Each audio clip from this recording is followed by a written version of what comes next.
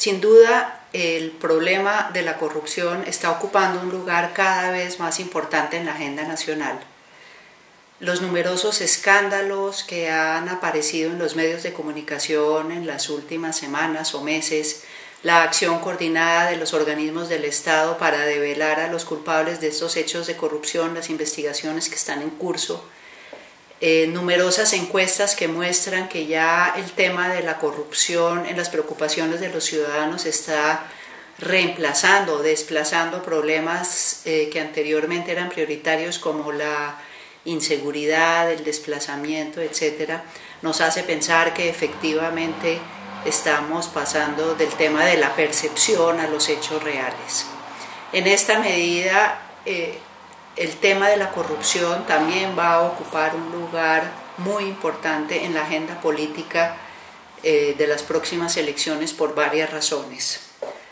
Una que no podemos soslayar es la que tiene que ver con el hecho de que hablar de lucha contra la corrupción es popular y da votos. Sin embargo, los ciudadanos no podemos dejarnos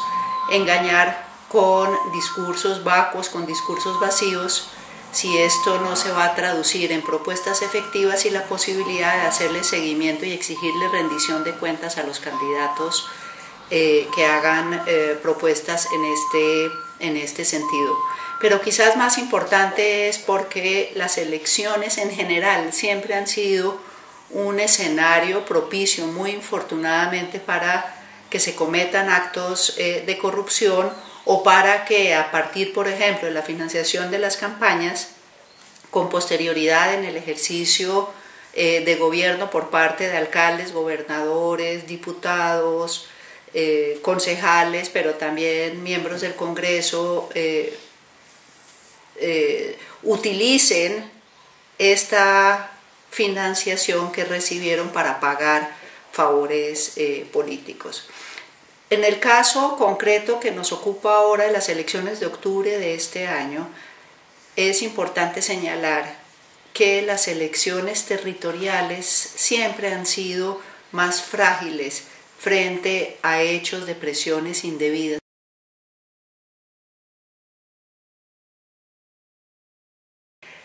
Las elecciones de octubre de este año presentan niveles muy preocupantes de riesgo por varias razones. Uno tiene que ver con el aumento de la presencia de actores ilegales en muchas regiones del país, los cuales están buscando coartar el derecho al libre ejercicio del voto, pero también el libre ejercicio, la libertad y el derecho que tienen los ciudadanos a ser elegidos. Un territorio donde no hay posibilidades de la libre expresión y de la libre movilización es un territorio donde efectivamente no se puede ejercer ese derecho. Y muchas de estas acciones de actores ilegales y de actores violentos tienen una connotación o están relacionados con hechos de corrupción. Cuando un determinado candidato recibe ingentes sumas de dinero para hacer su campaña y posteriormente se compromete a que posteriormente va a entregar a cambio contratos, cargos públicos, etcétera, a quienes han financiado esas campañas, por supuesto, estamos frente a un hecho de corrupción. Hay otros riesgos para las próximas elecciones que tienen que ver con actividades ilegales en el marco de la legalidad. Me explico. La minería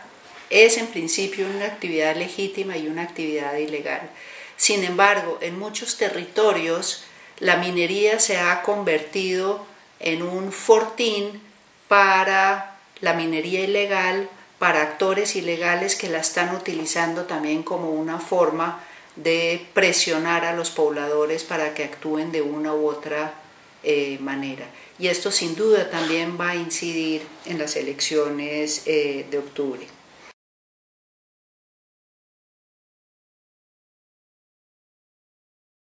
Los candidatos a los consejos, a las asambleas, a las alcaldías y a las gobernaciones y por supuesto también a las juntas administradoras locales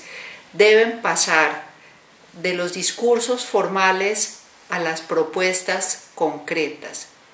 La corrupción no es una y sus manifestaciones son muy variadas, por lo tanto no basta con decir voy a luchar contra la corrupción, mi bandera es la corrupción, yo soy un candidato honesto. Tenemos que superar esa etapa porque el mínimo se debe partir del hecho que los candidatos son honestos. Entonces los ciudadanos no se deben dejar impactar por una frase, vote por los más honestos. Por supuesto que tienen que ser honestos, entonces sobra esa afirmación de que yo soy la más honesta o el más honesto. Debe haber propuestas concretas, acordes con las particularidades y las problemáticas de los diferentes municipios, de las gobernaciones, de las ciudades del país. No es necesario tener una lista de 40 propuestas. Con que los candidatos hagan un inventario de cuáles son los principales hechos de corrupción y hagan propuestas concretas y específicas, pienso que se habría dado un paso muy importante.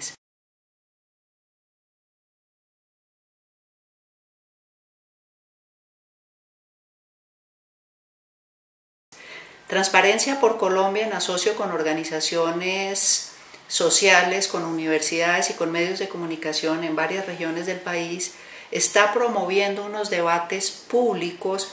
con el propósito de propender, porque en la agenda pública el tema de la corrupción salga a flote y ocupe un lugar importante. Lo que se está haciendo fundamentalmente, y llamamos a los ciudadanos a que emulen esta iniciativa, y si necesitan el apoyo de Transparencia por Colombia, por supuesto pueden contar con él, para que emulen esta iniciativa en el sentido de que de una manera organizada hagan un diagnóstico sobre cuáles son los principales problemas de corrupción en su municipio, en su región o en su departamento. A partir de ese diagnóstico reúnan a ciudadanos, a grupos de ciudadanos organizados, a grupos de ciudadanos para debatir esta agenda y reúnan a los candidatos y a los diferentes aspirantes a cargos públicos de elección popular para que conjuntamente definan unas líneas de acción y unas estrategias de acción para poder atacar los problemas que se han identificado, para comprometer a los candidatos a que en sus programas de gobierno que deben registrar oficialmente, queden registradas, perdón la redundancia, esas propuestas y posteriormente acompañar, por no decir presionar a esos candidatos para que incluyan esas propuestas concretas en los planes municipales o planes departamentales de desarrollo. Solamente así los ciudadanos y las ciudadanas vamos a tener la posibilidad de exigir rendición de cuentas. Cuando un programa, una política de gobierno queda plasmada en un plan de desarrollo, esto se convierte en norma, esto se convierte en ley en el caso, por ejemplo, del Plan Nacional de Desarrollo, pero pasa lo mismo a nivel territorial. Y en esa medida las normas se deben cumplir y los ciudadanos están en el derecho, pero también en el deber de exigir